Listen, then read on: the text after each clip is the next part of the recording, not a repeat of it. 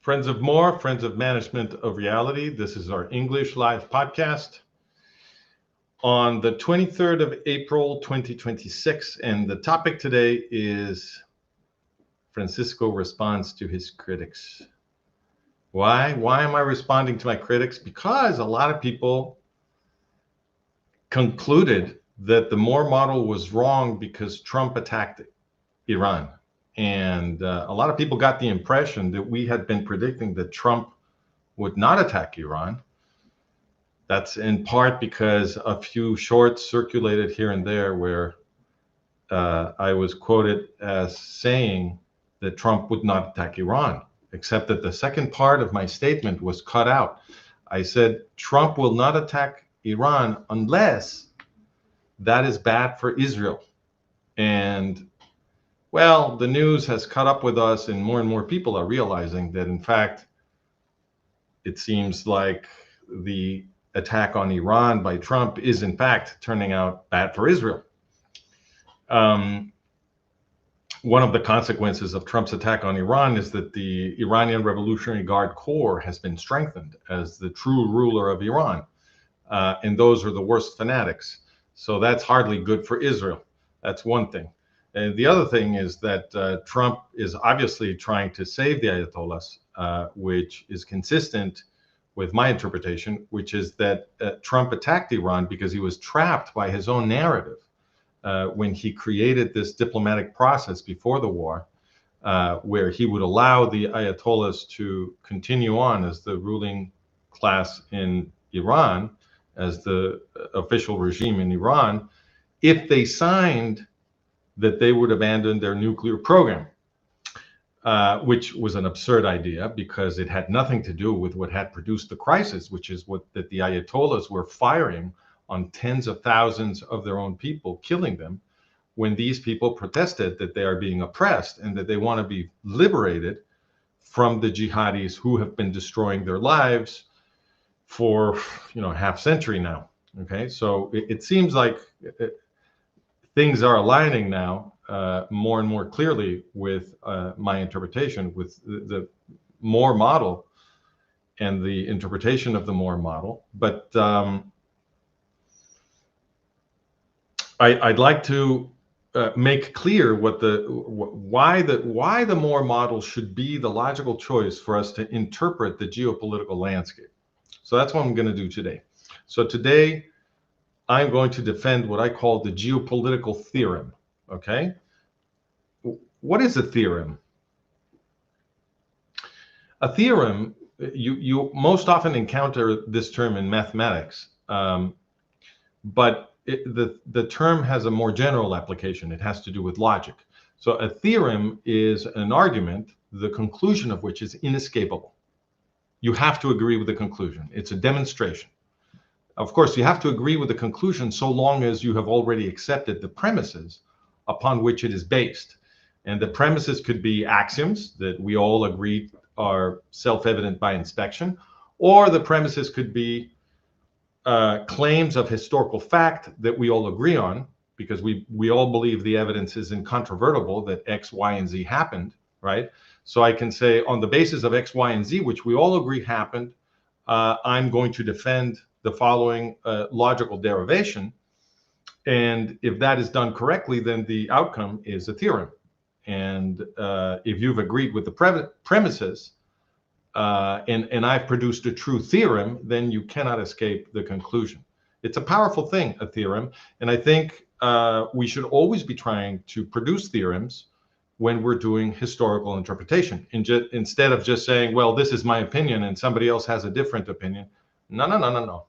Science requires that we invalidate contrary opinions. We have to defeat the theories of our rivals so that they are cleared from the arena, and only those theories that have not yet been refuted will then survive. And in that Darwinian process, we improve our models of the universe. The combat is necessary, and we need to aspire to the refutation of rival theories. So that's what I'm trying to do here.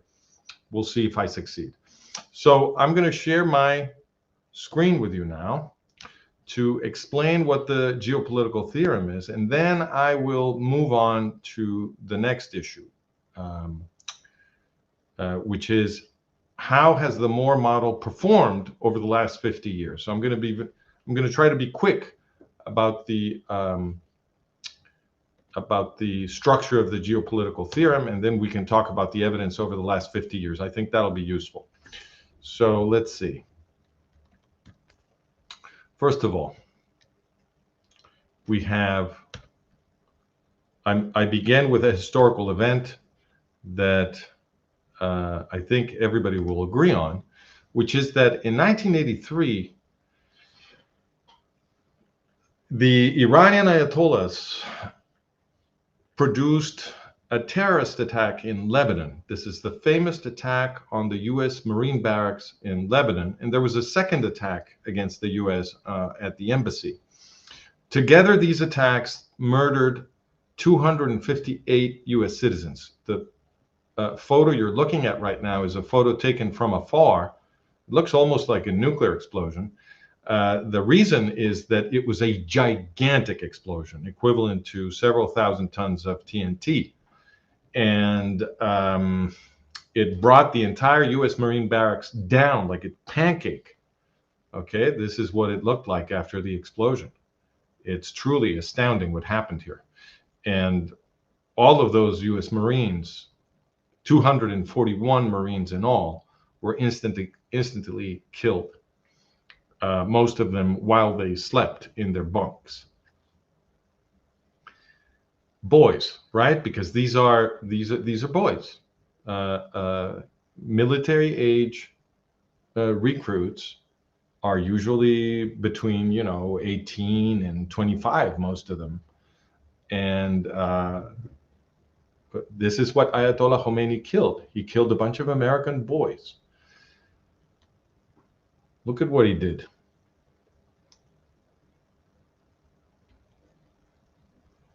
Astonishing. Okay. Now, I have the numbers here in Spanish. I'll translate. It says here 241 U.S. soldiers, 17 U.S. diplomats, and for a total of 258 U.S. citizens. Okay. All right. Now, what does this mean? What is the meaning of this? Oh, once again, I failed to do the thing I'm supposed to do. Here we go. So what is the meaning of this?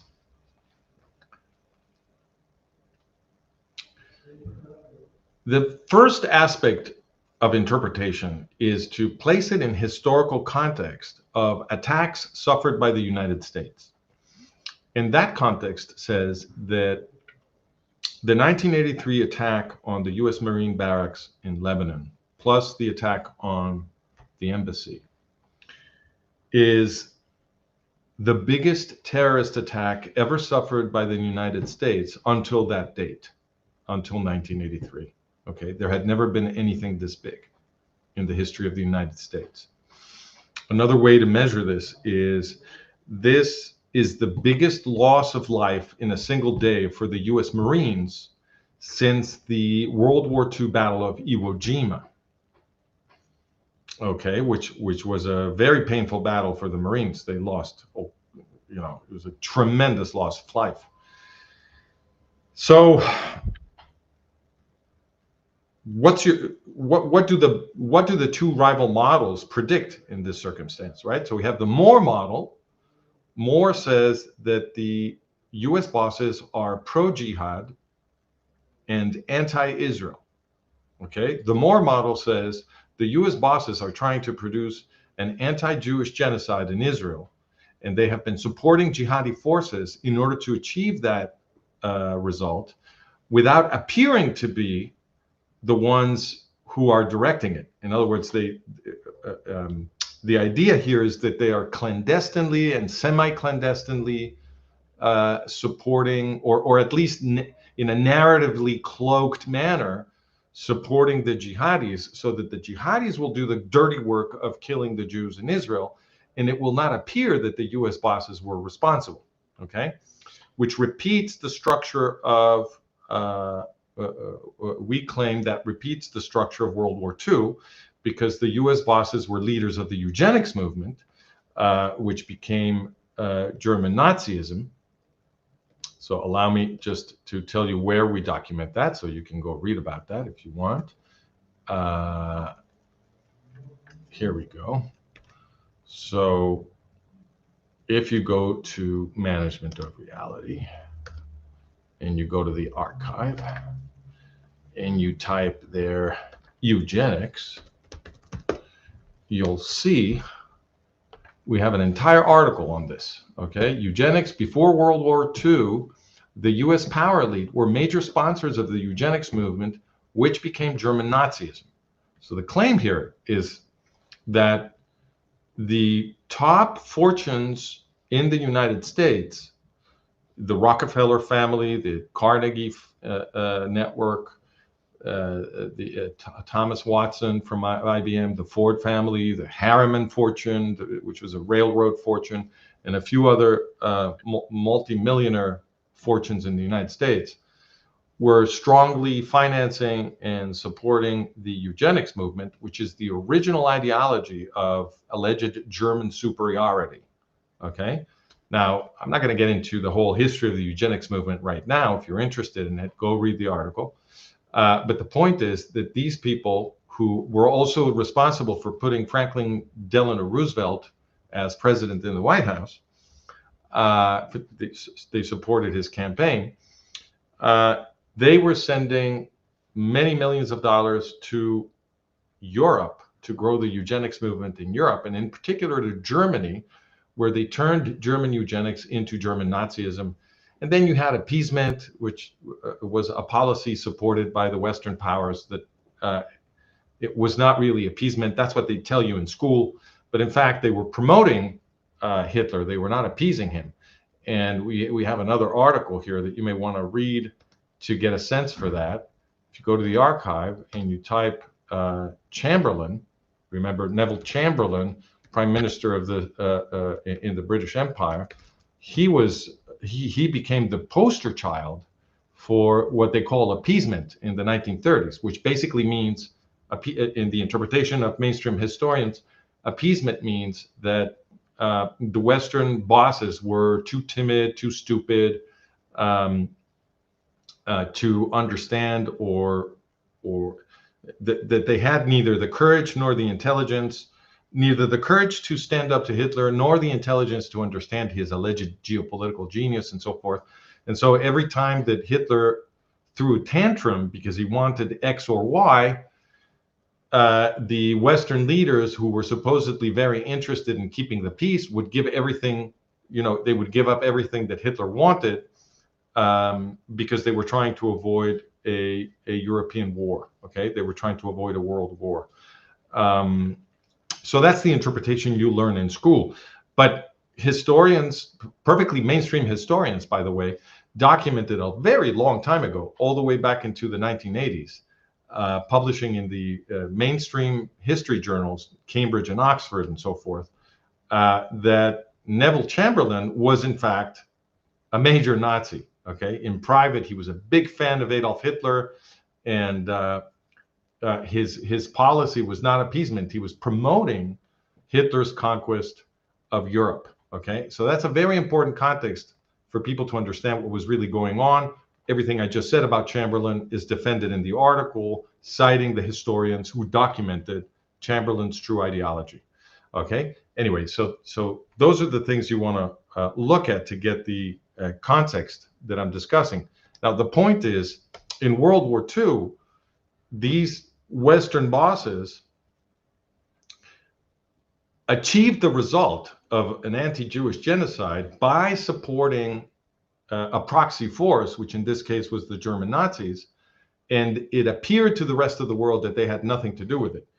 But also in the 80s, the documentation necessary to produce the proper interpretation of what happened was also produced, because in other words, it's not just the documentation on Chamberlain, it's also the documentation of the bosses in the United States, because in the 1980s, historian Christopher Simpson, and I'll put this on the screen as well so that you can have the entire context. In the 1980s, historian Christopher Simpson, you can look for that again, go to the archive, and all you have to do is type Nazis in the search engine, and you'll find this article, which is titled, "How Many Nazis Were Secretly Recruited at the Creation of the CIA?" Okay, so what they did after the CIA, forgive me, what they did after World War II, these eugenicist bosses, is that they created the U.S. intelligence service, the CIA, Central Intelligence Agency, by absorbing en masse Fremde Heer Oost, which was Adolf Hitler's intelligence service in Eastern Europe. Okay, we're talking about tens of thousands of German Nazis and Nazi collaborators in Eastern Europe. It was the outfit was run by General Reinhard Gehlen, who had been Hitler's head of Fremde Heer Oost during the war, a monster who should have been tried for crimes against humanity and war crimes at the Nuremberg War Crimes Tribunal, of course, but who was recruited by the U.S. bosses to create the CIA out of this Nazi intelligence service, right? So that really reveals what these people are really, what these people really are.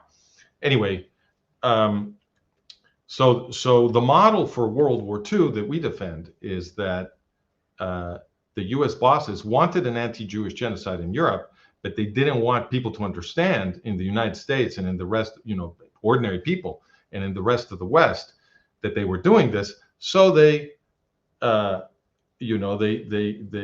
pursued an oblique strategy of supporting the proxy force, which is the German Nazis. The German Nazis did the dirty work. They ended up looking like they opposed the German Nazis, thanks to their very clever management of reality. And after the war, they clandestinely,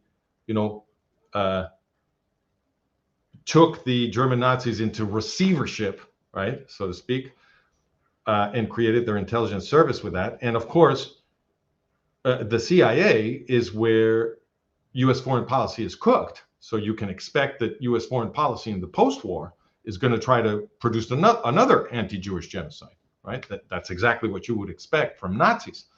So that brings us now to, let's return to the 1983 attack by Ayatollah Khomeini against these American boys in Lebanon and against U.S. diplomats, okay?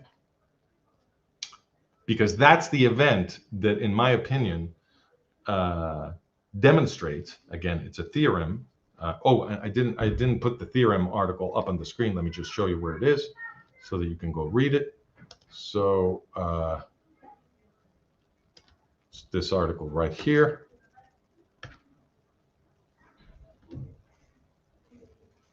Oh, I can't see it. So here we go. It's this article right here. Okay, that's the geopolitical theorem. And that's where I defend the argument. I'm going to very quickly summarize right now so that we can move on to the rest of the evidence. All right. So what does this argument say? So we've got the worst terrorist attack to date in 1983 against the United States. 258 murdered U.S. citizens. What should the MOR model predict will happen, and what should the mainstream model predict will happen? We need some kind of benchmark. Okay, so the benchmark I use, because I'm trying to be as rigorous as possible, so we need a material benchmark that is as objective as we can make it. So what I chose is the U.S. invasion of Panama in, I believe it was 1989. All right, so why is that a useful benchmark for reasoning about what happened in Lebanon in 1983?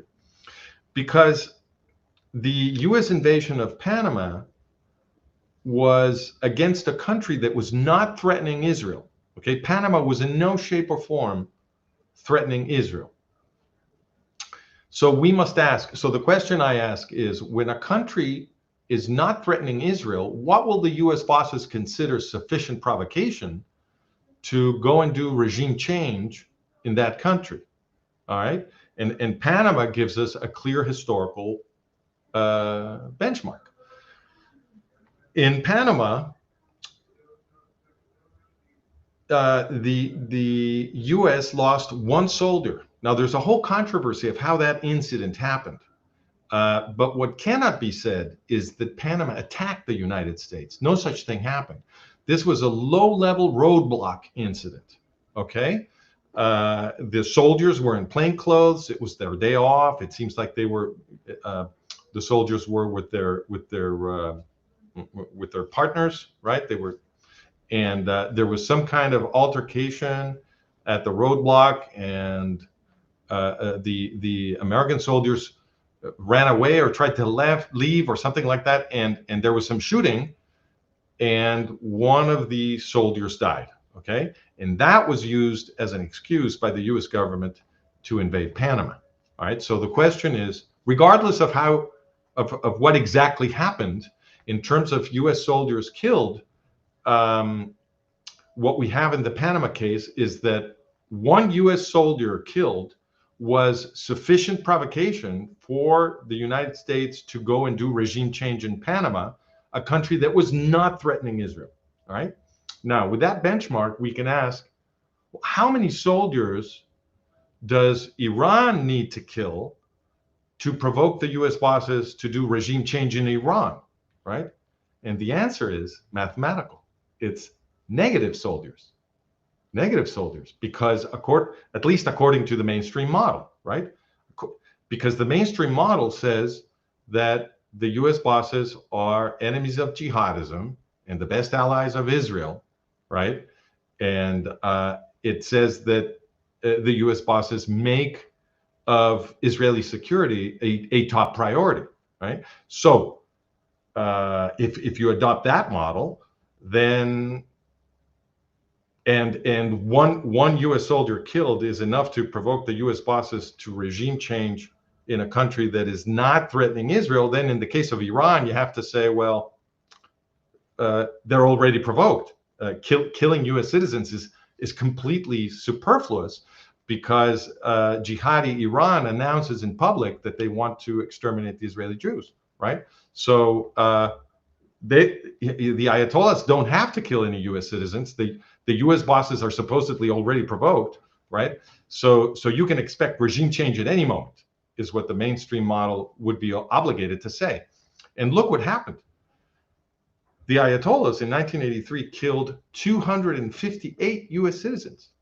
That is 258 times bigger than Panama's provocation, and this happens to be a country that is threatening Israel with destruction, right? So genocidal destruction. So the mainstream model here expects that the response of the U.S. bosses is going to be Ayatollah annihilation. It can't predict anything else. It's obligated to do this. And if it doesn't do this, it becomes incoherent, right? If the mainstream model doesn't predict that, then the words ally, enemy, and priority become meaningless. They're not even words anymore. So you're no longer speaking. In order to be speaking English, you have to say that the US bosses are going to go annihilate the Ayatollahs, right? What happened? First of all, Ronald Reagan, who was the president at the time, did not retaliate against the Iranian Ayatollahs for the biggest terrorist attack suffered in the history of the United States up to that date. He did not retaliate. In fact, he did the opposite.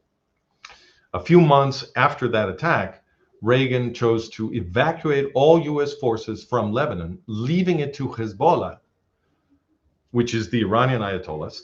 The Iranian Ayatollahs are the creators of Hezbollah. And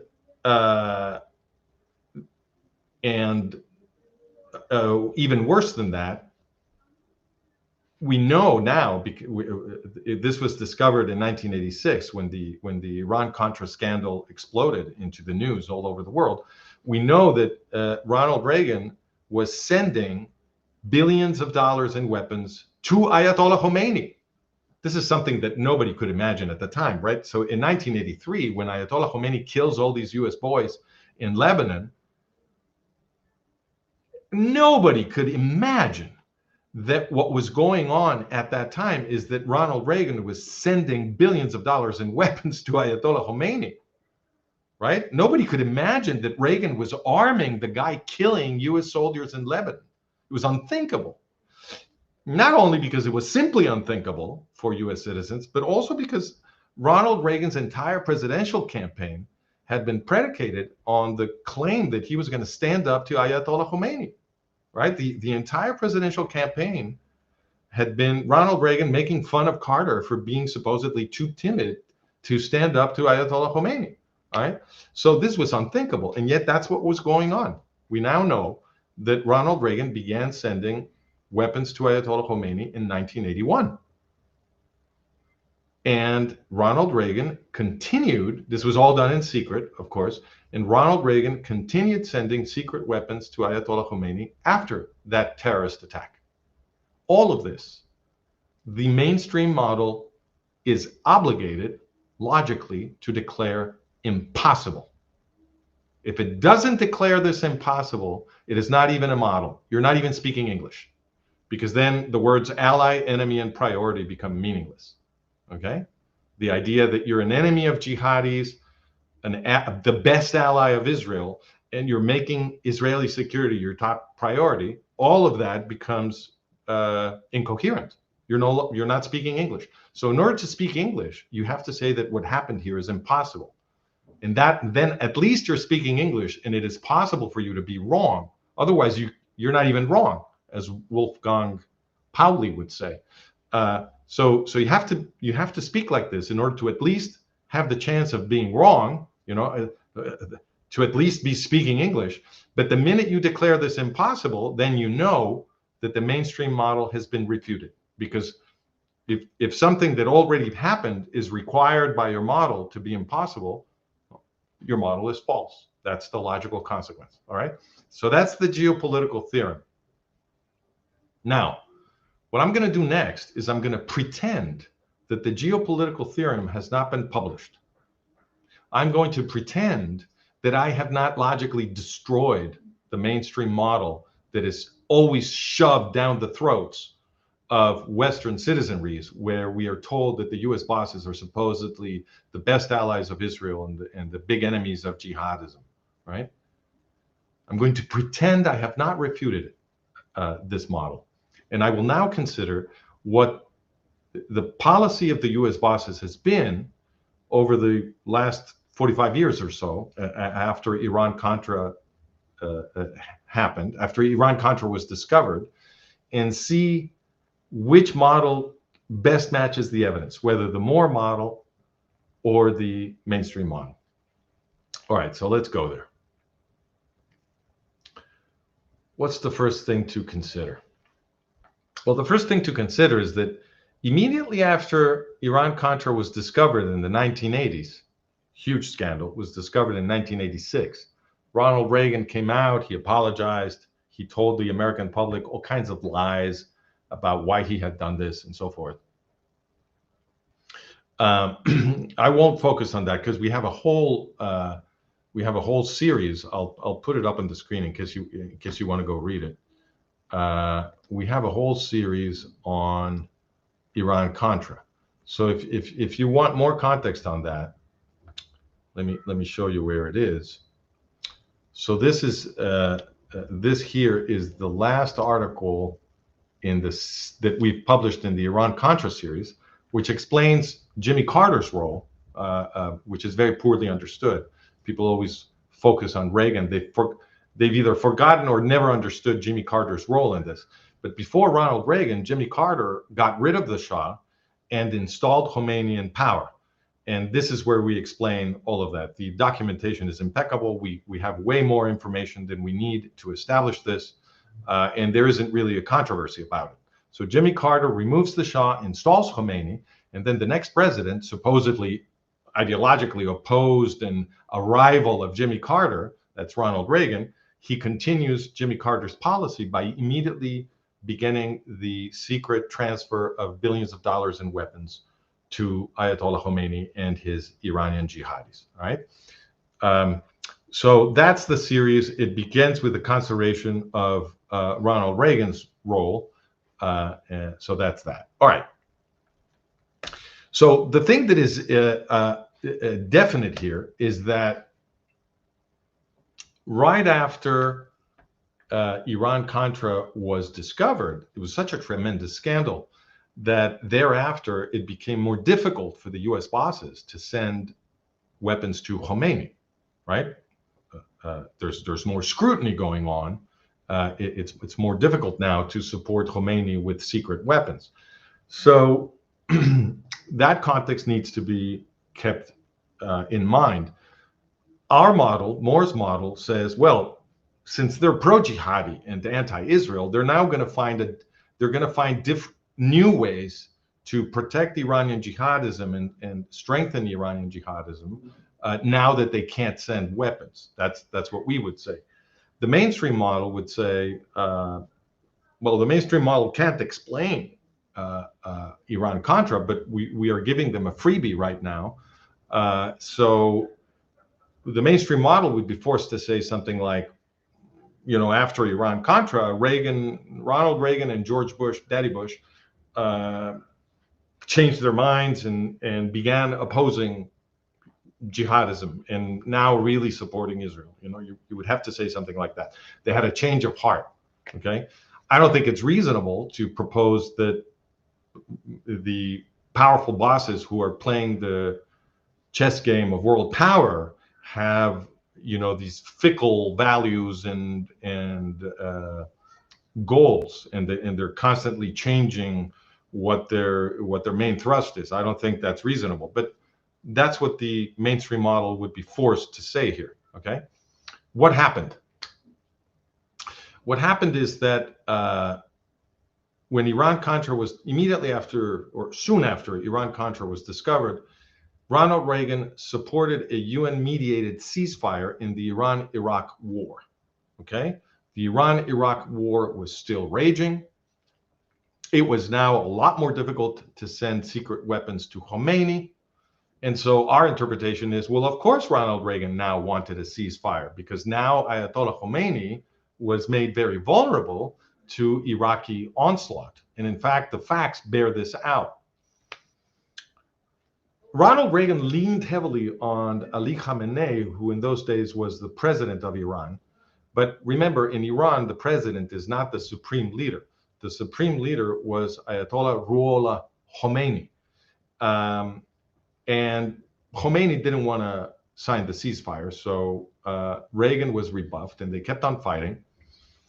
But after the second battle of Al-Faw, I don't know how to pronounce that. It's F-A-W, Al-Faw. After the second battle of Al-Faw, you know, things got really bad for Iran. The Iranian forces were routed in under 48 hours, thousands killed or captured. Their entire position in the Al-Faw Peninsula was erased, and their strategic posture was shattered. And they were now vulnerable to a large-scale Iraqi offensive that might conquer Iran. Okay.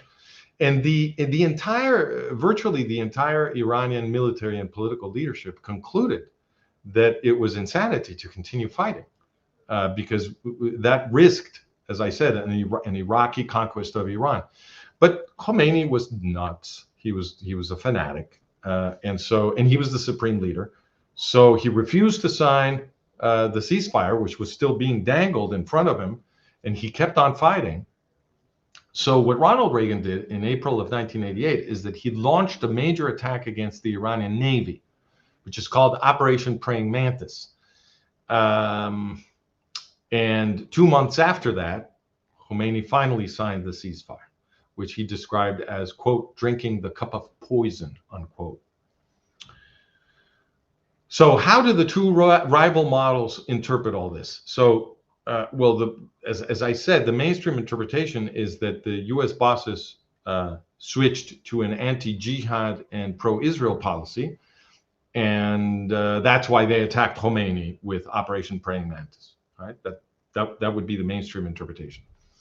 MOR interpretation says that after Iran-Contra was discovered, because supplying weapons to Khomeini became more difficult, and Iran was vulnerable, and the crazy Khomeini didn't want to sign the ceasefire that would have saved him from Iraqi conquest, Bush had to, speak the language of force. He had to discipline his dog, so to speak. So Reagan launches Operation Praying Mantis to teach Khomeini who's boss and make him cry uncle. And that finally succeeded, and Khomeini finally folded and signed the ceasefire. Okay, he didn't like it, but this is how Ronald Reagan saved him. That would be our interpretation. Now, which model is undermined by the evidence of events that immediately followed that ceasefire? What immediately followed was the Gulf War, okay? George Bush's Gulf War. Now remember, George Bush was Ronald Reagan's vice president, and he had been a top co-conspirator in the Iran-Contra affair, okay? Remember George Bush before this had been director of the CIA. He was very in with the intelligence circles, and Iran-Contra was an intelligence operation. So you better believe that George Bush Sr., who was the real operator, in my opinion, he was completely involved with Iran-Contra, and now he was the president. What does he do? Well, what he did was he launched the Gulf War of 1991, which destroyed Iraq for Khomeini. That would be our interpretation. Okay, now how did that happen? First thing that happened is that Bush sent General Norman Schwarzkopf, who would be the general in charge of Desert Storm, the operation, as the operation was called, that fought the Gulf War. He sent Norman Schwarzkopf to the Gulf to do preparatory diplomacy. So Schwarzkopf went to the various countries in the Gulf to tell them that from now on, the enemy would be Saddam Hussein, the dictator running Iraq. And this was initially very strange for the sheikhs running the Gulf countries, because during the Iran-Iraq war, they had considered Iraq to be their defender against Iranian conquest, and they had been funding Saddam Hussein's war with Iran. Okay, so when Schwarzkopf arrives in the Gulf to tell them, hey, listen, you need to understand that Saddam Hussein is your enemy now, this was a difficult argument to accept at first, but Schwarzkopf made sure that they understood it. And in particular, he made many trips to Kuwait, because Kuwait was key. What happened with Kuwait? Well, after Schwarzkopf did this insistent diplomacy, Kuwait began provoking Saddam Hussein of Iraq. Okay, and the provocations were really, I mean, they were just outrageous. They were the most outrageous, most insolent, most aggressive provocations you can imagine. I won't give you the whole list because I have a whole article on this, which is referenced in our recent article, on our most recent article, which you will find on our front page, which is where I discuss 50 years of evidence. That's what we're talking about right now. I'll just put it up on the screen for 1 second so that you know what I'm talking about. I don't want there to be any ambiguity. Let's see. So I'm talking about this article, okay? MOR versus the mainstream, which model explains 50 years of Middle East policy? That's what's on the front page right now. Okay, so so I'm not going to get into the entire story of the provocations, but just consider the most extreme of these provocations. Kuwait was drilling diagonally under the Kuwait-Iraq border, stealing Iraqi oil. Can you imagine? Can you imagine that? So anyway, this and many other provocations were driving Saddam Hussein to the brink of war against Kuwait, right?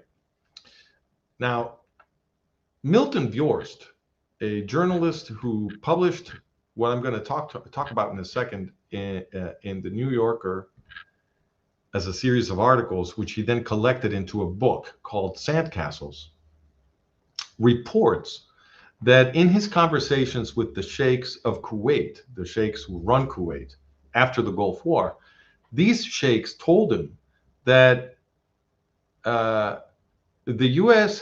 bosses had told them that it was okay to go ahead and provoke Saddam Hussein, because if Saddam Hussein attacked them, the U.S. would have Kuwait's back. They would defend Kuwait. They confessed to Milton Bjorst that this was communicated very clearly to them. Okay? In that context is what explains the provocations, because otherwise the provocations of Kuwait against Iraq are completely inexplicable. There is no way that Kuwait could withstand an Iraqi attack. I mean, there was just no comparison between the military capability of Saddam Hussein's Iraq and Kuwait. Kuwait was absolutely incapable of defending itself from Iraq, and that was in fact borne out in the attack, in Saddam Hussein's attack against Kuwait, right?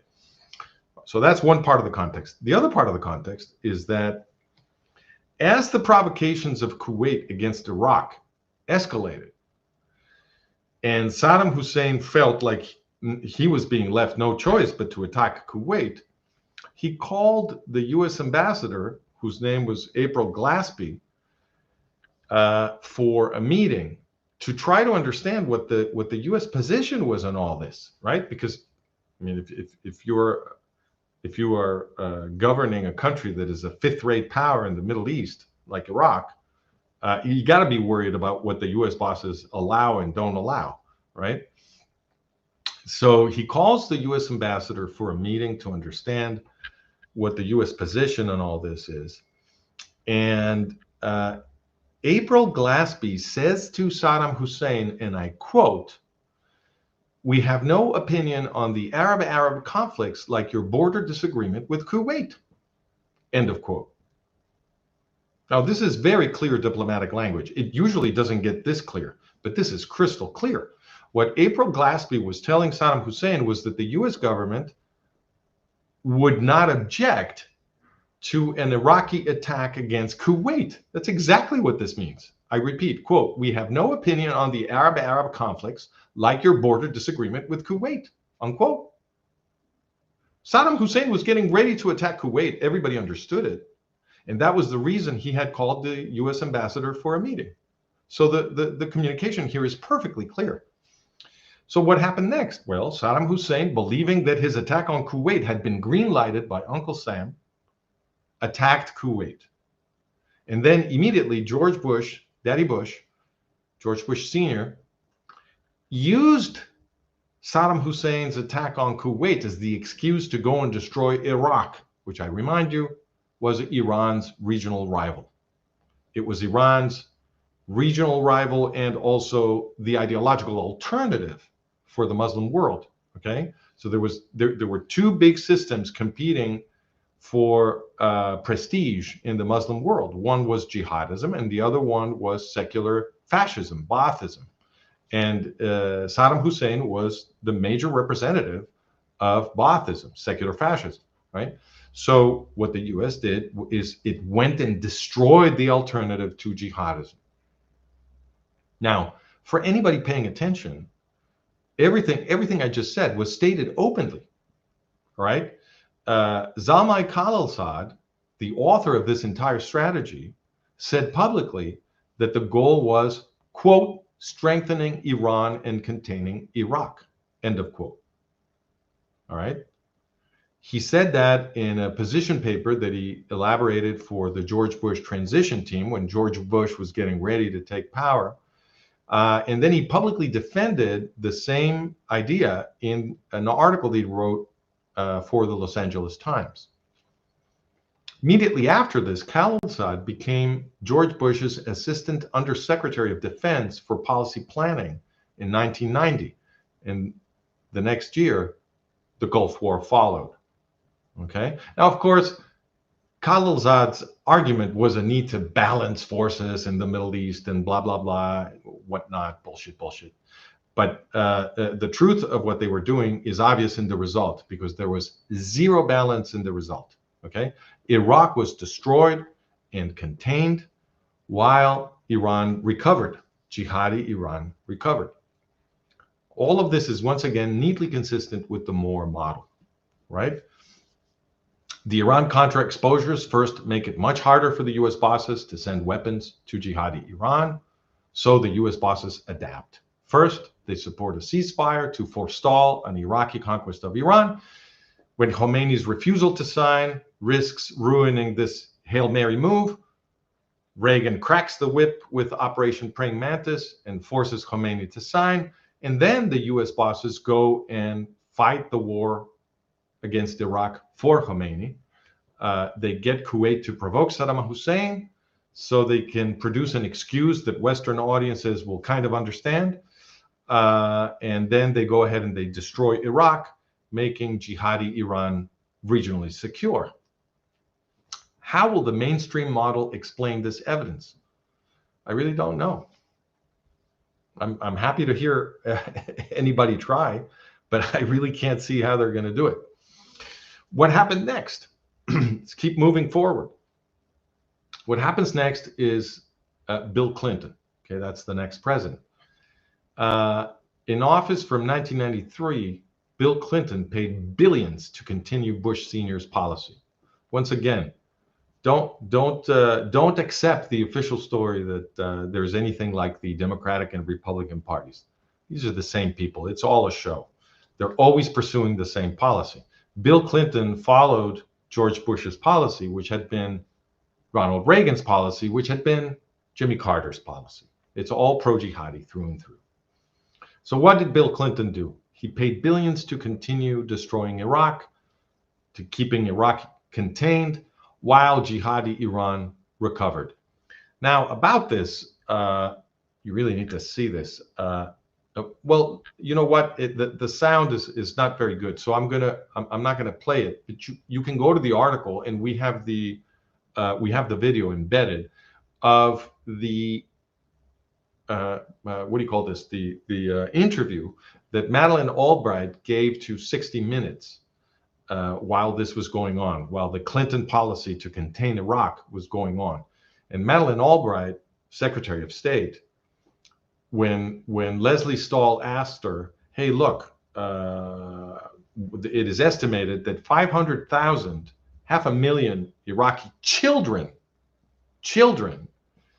have died because of US sanctions on Iraq, right? And she said, Leslie Stahl, the interviewer, asked Madeleine Albright, is this worth it?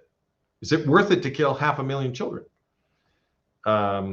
And Madeleine Albright replied, it's a difficult choice, but we think it's worth it. Now, keep in mind that Israel has been accused of committing genocide on the grounds that it supposedly killed a few, tens of thousands of civilians in Gaza. Of course, the claim is false.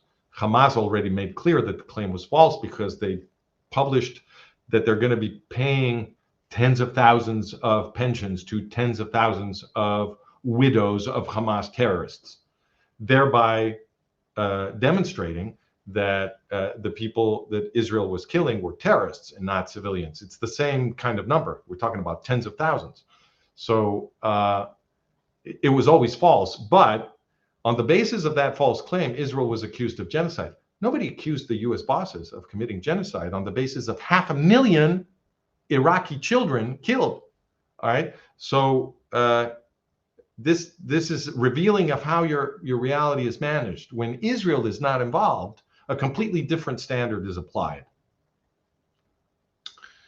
All right, so that was Clinton's policy to destroy Iraq. But even more interesting is what Bill Clinton did in Europe.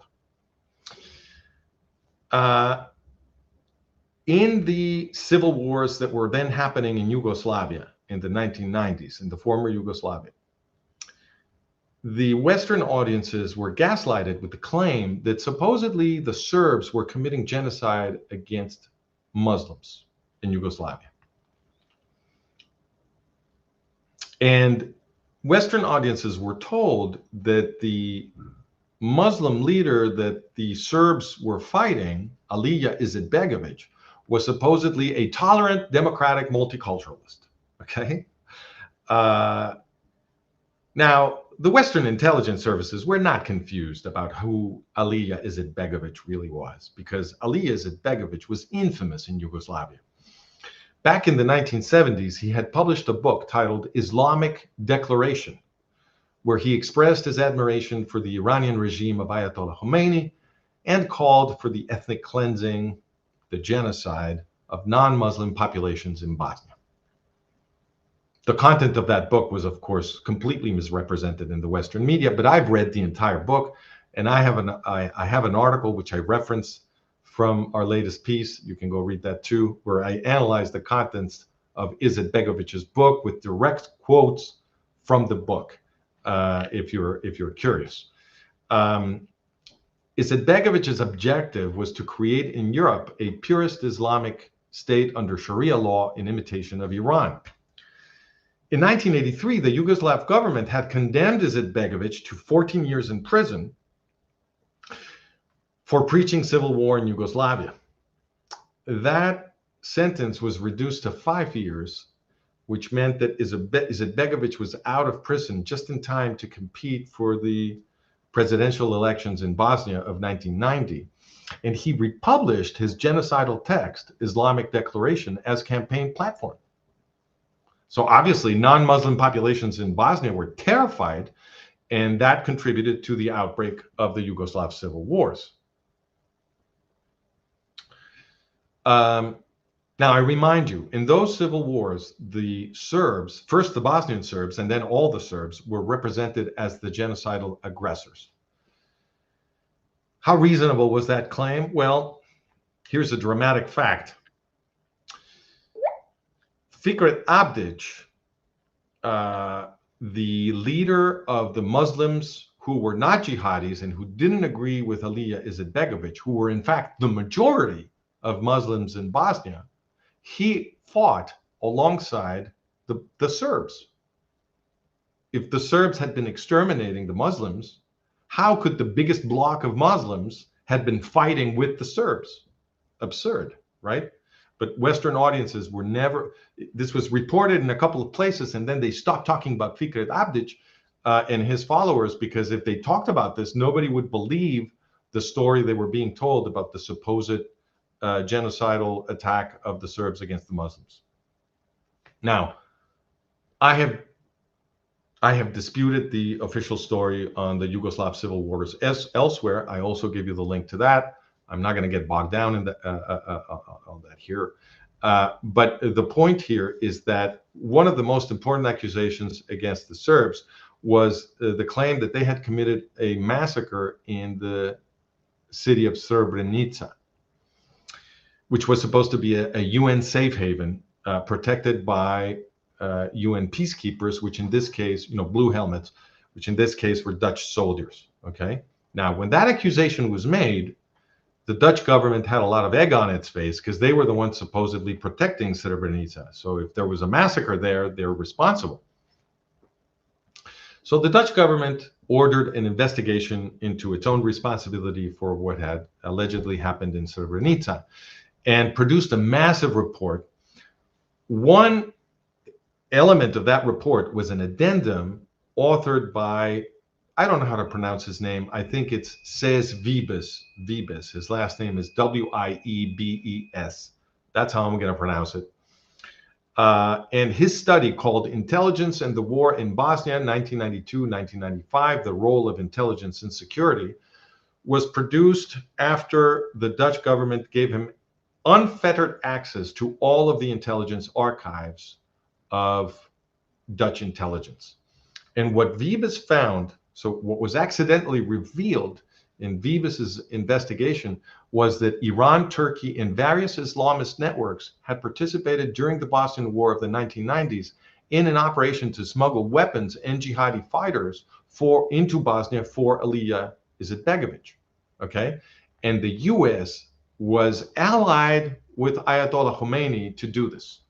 Okay, the weapons and the foreign jihadi fighters had been flown into Croatia, often via Iran Air, and then routed to Bosnia through a Croatian pipeline.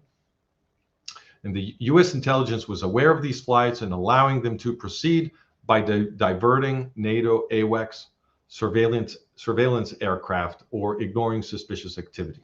Okay. And Wiebes also reported that American officials suppressed or downplayed UN intelligence reports that were documenting these Iranian shipments. In public, the US bosses were pretending to enforce a UN arms embargo. They did enforce it against the Serbs,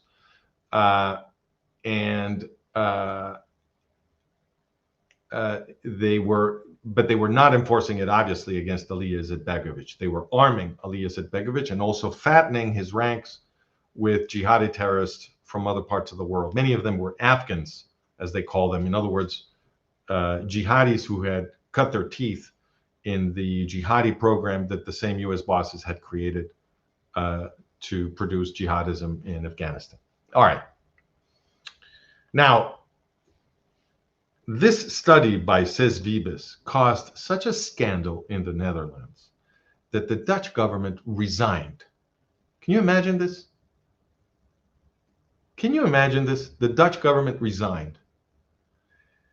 And about all this, there was only one article published in The Guardian.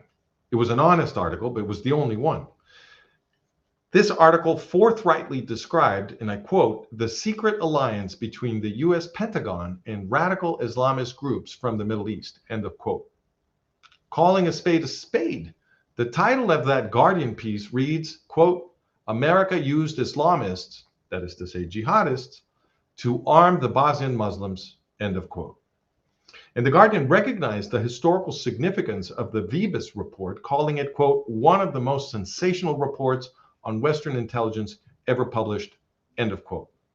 But nobody else apparently was ever interested in, quote, the most sensational, unquote, intelligence report.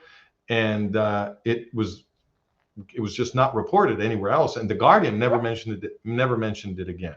Okay. What will the mainstream model say here? Well, who knows? But it's once again consistent, perfectly consistent with the MOR model, right? Now, also consistent with the MOR model is that the Serbs, I'm going to speak for 10 more minutes, and then we'll go to the Q&A.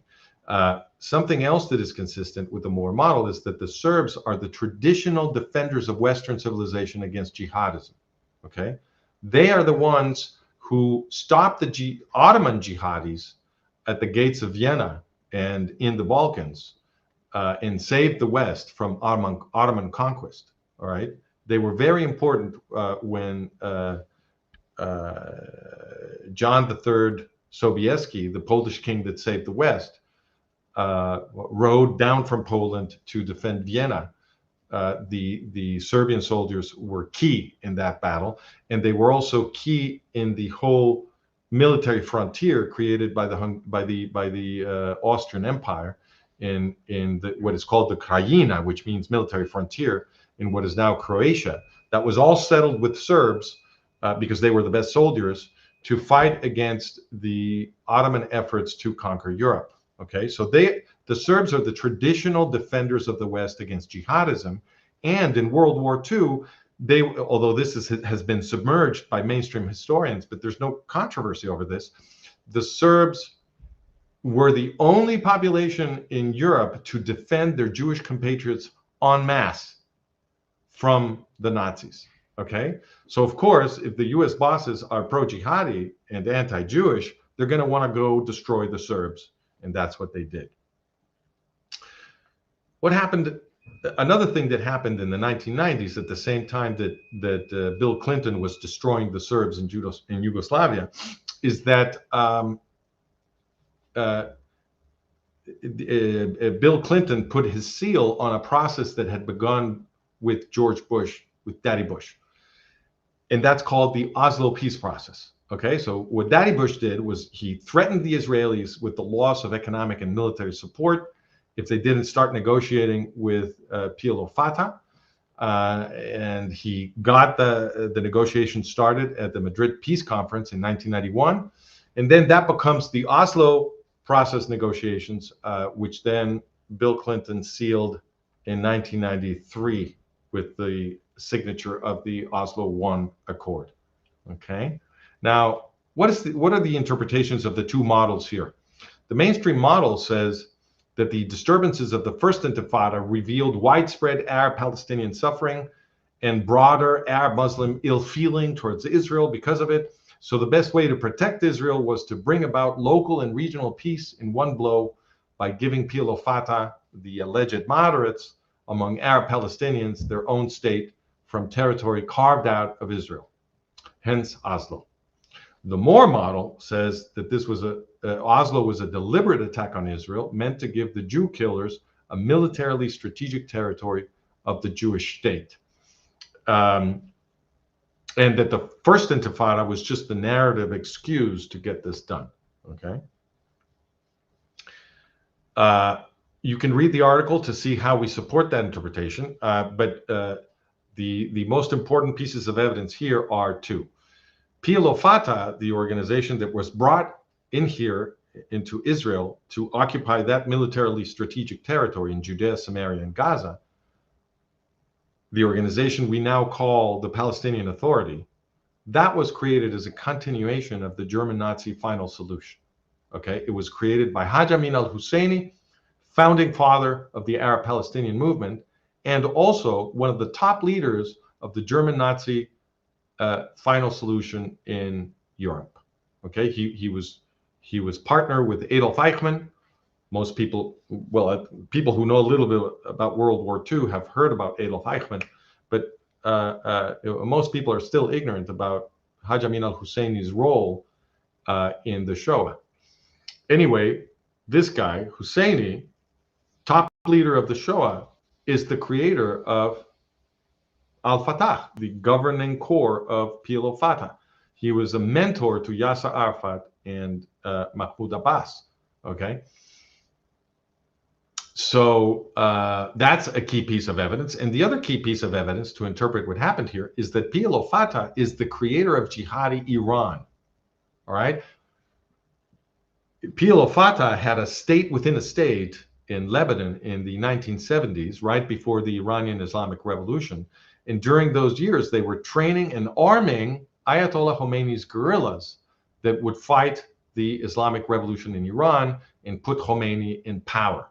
All right. And then PLO Fatah traveled to Iran immediately after the revolution to help Khomeini set up his own terrorist institutions like the Iranian Revolutionary Guard Corps, the IRGC. So clearly, what the US bosses were doing with the Oslo process was to bring the Nazis into militarily strategic territory of Israel and the Iranian jihadis into militarily strategic territory of Israel. Okay, that's what they were doing. And once again, I can't see what the mainstream model is going to do with this evidence. I mean, how can you reconcile this with alleged alliance with Israel and enmity with jihadism? Well, once again, I think we have an entirely new refutation here. If the other one didn't exist, this one would suffice. And it is quite important to this analysis that when the US bosses did this, when they created the Oslo process, they were in fact reviving a PLO Fatah that had already been defeated. Because back in 1982, Menachem Begin, Prime Minister of Israel, had invaded Lebanon and completely defeated PLO Fatah. At this time, the US bosses intervened to stop Menachem Begin from completely destroying PLO Fatah because there was a remnant left in Beirut. The PLO Fatah executive was still alive, and so Reagan went in and stopped the Israelis from finishing the job, and then he sent a military escort to take a U.S. military escort to take PLO Fatah to their new home in Tunis safely. But they had still been defeated, and not only that, nobody in the Arab world wanted anything to do with them. They had lost their prestige completely. So when the U.S. the U.S. bosses organized the Oslo process, they were reviving a terror group that nobody cared about outside of the U.S. bosses, and that had been defeated already. And once again, it's just impossible to reconcile this with a pro-Israeli policy. Finally, in the years that followed, we saw 2 wars against jihadis by the U.S. bosses. And in both cases, these were jihadis that the U.S. bosses had themselves created, ISIS and the Afghan jihadis. And both wars against these jihadis had the effect of weakening the security of Israel and strengthening jihadism. The war against the Afghan jihadis ended in a victory for the jihadis, who now control Afghanistan and who inherited all kinds of U.S. military hardware. And the war against ISIS ended up in the defeat of ISIS, but that became a victory for Iran, which obtained a land corridor through Iraq, Syria, and Lebanon, all the way to the northern border of Israel. These are the Iranian jihadis who want to exterminate the Israeli Jews. So we explain all that in the last part of the article, and we also explain that Iraq, which thanks to the U.S. invasion of Iraq has become the westernmost province of Iran. That's another gift to Iran. Iranian-controlled Iraq has become the biggest recipient of U.S. military spending in the entire world. Several times more military spending for Iraq than for Israel. Just Iraq. That's not even considering all of the other enemies of Israel.